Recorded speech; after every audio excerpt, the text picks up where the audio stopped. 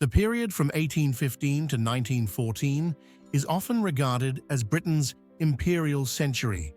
The East India Company expanded its control over India, which was brought under direct British rule in 1858 after the Sepoy Rebellion. The Napoleonic Wars challenged Britain's supremacy, but victory at the Battle of Trafalgar in 1805 secured British naval dominance for decades. By 1815, Britain acquired further territories from defeated powers, bolstering its imperial holdings. Explorers like Captain James Cook mapped much of the Pacific, claiming territories like New Zealand and Eastern Australia for Britain. Australia became a penal colony, and British interests expanded into North America and the North Pacific. The British Empire thrived on naval supremacy and mercantile trade, generating immense wealth. However, tensions arose with the American colonies over taxation without representation, culminating in the American Revolution. The loss of America in 1783 marked a pivotal shift, leading Britain to focus on colonies in Asia, the Pacific, and Africa. The British East India Company emerged as a dominant force in India, especially after the Battle of Plassey in 1757, which allowed it to wrest control from local rulers and solidify British power in the region. This dominance continued with territorial expansions following the 7 Years' War, including the capture of Quebec and the annexation of New France. Following the Union, Britain engaged in several wars with other European powers, further expanding its territorial claims. The War of Spanish Succession resulted in British gains in North America and strategic islands in the Mediterranean. As the 18th century progressed, England and Scotland remained separate kingdoms, but the political landscape shifted after the Glorious Revolution of 1688. The Union of the Crowns led to the Acts of Union in 1707, creating Great Britain. Scotland also attempted to establish colonies, but most efforts ended in failure, notably the Darien Scheme of 1698, which aimed to control trade routes in Panama, but resulted in disaster and financial ruin for many Scots. During the 1600s, England expanded its presence in North America and the Caribbean, with some territories annexed from rivals, like New York, from the Dutch in 1665. The Royal African Company, established in 1660, became a major player in the brutal transatlantic slave trade. Over time, many proprietary colonies became crown colonies due to management challenges. A notable development during this era was the plantation of Ulster, where Protestant settlers from Scotland and England moved to Northern Ireland. This organized colonization model would later influence further English colonial expansion.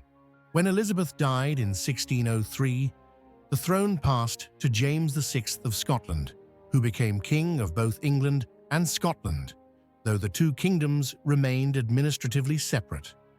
King James continued the push for overseas colonies, which fell into three main types: crown colonies, directly ruled by the monarch; charter colonies, governed by corporate charters; and proprietary colonies, overseen by individual investors or companies.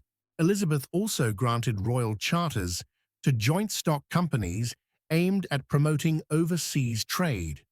Companies such as the Levant Company, 1592, and the East India Company, 1600, were given monopolies on English trade in their regions. By the early 17th century, Queen Elizabeth I was commissioning English adventurers to explore and colonize unclaimed territories. Figures like Sir Francis Drake and Sir Martin Frobisher claimed lands for England, but these efforts often didn't lead to lasting settlements.